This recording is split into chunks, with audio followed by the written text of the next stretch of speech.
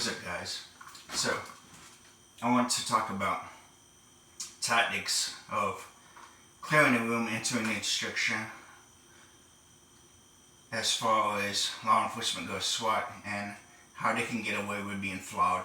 And the reason they are flawed is because they rely on more and more each year on civilian sector input, whether it be they going to civilian facilities to train, or they just looking at people who shoot on a range and like, okay, that seems cool, we're going to do that, and not have any kind of real experience with tactics and stuff like that. There's a bunch that plays into it, but thankfully it hasn't become critical to the point that the department can't operate at all. As far as the operator side, the physical operator demand, as far as the canine side, canines are dying regularly because of piss poor civilian input, conditioning, and stuff like that. But that's a different topic. I will mention a little bit about dogs and this, but not too much, because that's a different video for a different day. Alright, so with civilians, the reason that law enforcement can do differently than military is because when I come into this room, I know anything that's in here more than likely is going to give up. They're not going to put up a fight, because one, they know they can't outshoot me because they don't certify on their weapons. All of them don't even know how to use their weapons. And second, they know that I'm not the only one there. I got at least two, depending on how we divide the structure, two other guys coming into this room with me. If I got the whole team, yeah, you outnumbered. You might be able to shoot me, but guess what? Everybody's throwing rounds in you. It's not a fight worth fighting. Most civilians, criminals, give up. So I can get away with coming in and not checking that corner and having the next guy check that corner as far as SWAT goes. As far as the military, I do that. Anybody that's in that corner is lighting me up. Anybody on that whole side, because I'm not even facing that side, I don't know what's on that side, is lighting me up. Yes, the second guy might come in and go to that corner because that's where the round come from, but the guy in this corner right here might be taking him out. So, in the military, I want to, as a point man, I want to clear this before I even come to this room. That way I know I'm safe enough. Whatever threats I do have are limited to this corner and to this corner if this was a long wall, and whatever adjacent rooms, like I got a door here and you standing in the doorway, so whatever adjacent rooms I'm having to cover as a point man. But I communicate. I'm like, hey, I got doorway. You know, if this is 12 o'clock, I got a doorway at 1 o'clock, I got a doorway at 12 o'clock. But usually it's however you come in. So it'll be like from here as I come through, because this is 12, so that'll be 11, that'll be 9. It'll be as you come in, because this is always 12, the original way that you face. But with law enforcement coming in, they can get away with messing up because they come in numbers. Also, they throw flashbangs, or not, well, flashbangs and gas. If you throw a flashbang in a civilian, it's effective because people don't know how flashbangs in the civilian work. They think that it's a grenade, that it's actually going to put fragments out, it's going to put something that's going to penetrate the body out. They don't understand, you know, that it's a suppressatory. It's meant to corner you, to suppress you into it, or into a corner, into a situation, right, to, you know, break down your mind, to get you off balance, get you off focus, get you from concentrating on whatever's going on. So that's why they throw a bang. In the military, yeah, we throw the bangs for the same reason, but as the war went on, we got to the point where we stopped throwing so many bangs, because fighters that we would fight day in and day out, the ones that escaped, got away for whatever reason, they eventually got to the point where it wasn't effective. Thankfully, most of the time we didn't have that happen. Most of the time when we clear a structure, they either got killed or they got captured.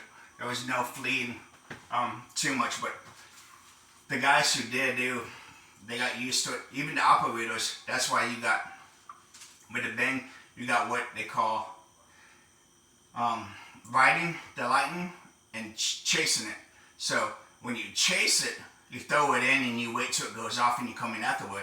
Riding it, if I'm coming in and I know I haven't cleared that section and I'm coming in like that, I'm throwing it, I'm riding it, and it's going off right beside me, and the other guy's coming in right on top of it. But the reason that my team, stopped doing it is because we trained everybody who took point to clear the room before they even went into the structure, so there was no need to do it. So also another thing too with the tactics in the civilian.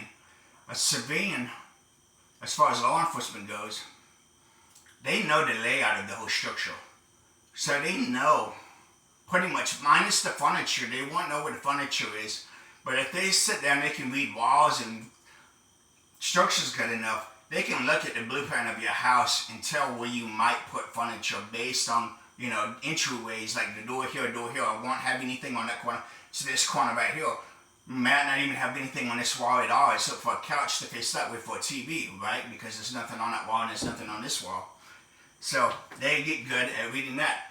And when you build a house, you turn in a blueprint of your house, of your build, into your county, into your city.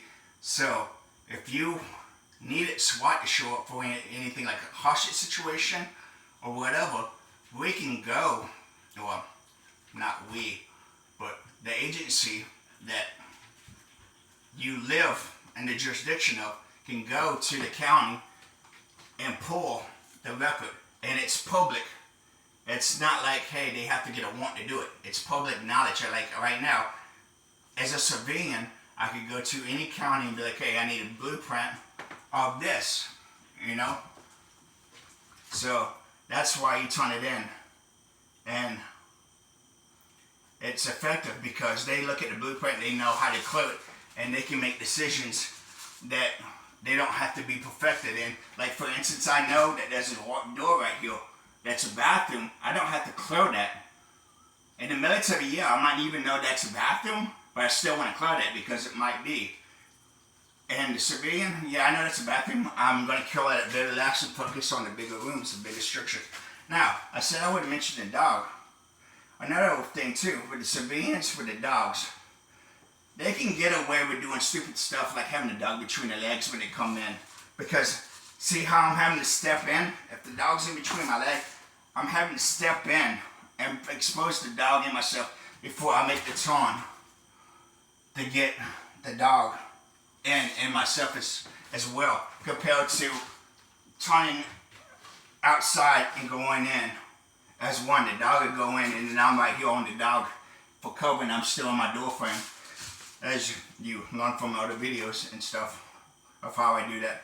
But yeah, civilians, as far as law enforcement, they can get away with being flawed on that tactics coming in. So if you see people talking about law enforcement, SWAT does this, and you see videos of it, and you're wondering how come, you know, they enter in the room, they're not prying the room, or they're not doing whatever, it's because they are SWAT.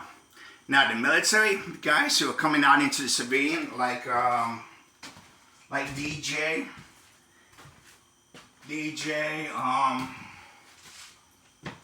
Cody.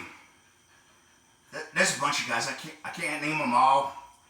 I'm not going to mention the last names because I don't know if they want to. But DJ, if I say DJ, you know who. If I say Cody, you pretty much get the idea of who I'm talking about. With Cody, he's a big guy on training. But the reason that they train the way they do, and you watch their videos, everybody thinks, hey, these guys are operators. They train in military standards. No, they're not training military standards. They're training law enforcement. And like I said, law enforcement, you don't have to keep them flawless. They can get away with a lot. As long as they know to come in and corner and clear that section eventually, then they fine. Well, that's all they need to do. They don't have to clear that section before they get in, like the military would have to, or should be doing. Now, it's different from units. compared to if you KC type or if you, you know, whatever. But even in the military, a lot of it, like with the Marines are big on just coming in and doing the same thing as the SWAT. They just come in and they're not worried about this because they think the other guy behind them is going to get that. And that's why a lot of Marines got killed in Fallujah, because they got in the bullshit habit of numbers and power, overpowering the enemy. But yeah, you send a lot of guys in, but you send a lot of guys into their death because you coming straight into the target, not realizing that, hey, you can clear that first. And as you remember my video a while back, I'm not going to do it perfect, I'm just going to do it. I can clear all the way out, and I can come in and clear that and still go to another target. I don't have to stay with that, even though I'm the point man, because the saying that the point man is always right is correct. Whatever I do is correct. The rest of the team has someone on the fly do that to make up the difference. For instance, if I come in and I cleared all that and I'm clearing this, and all of a sudden you become a threat, I don't want to expose myself to you. I want to go back on you. And then the rest of the team can pick up the other threats. Any questions, comments, or concerns, get at me. Till next time, guys.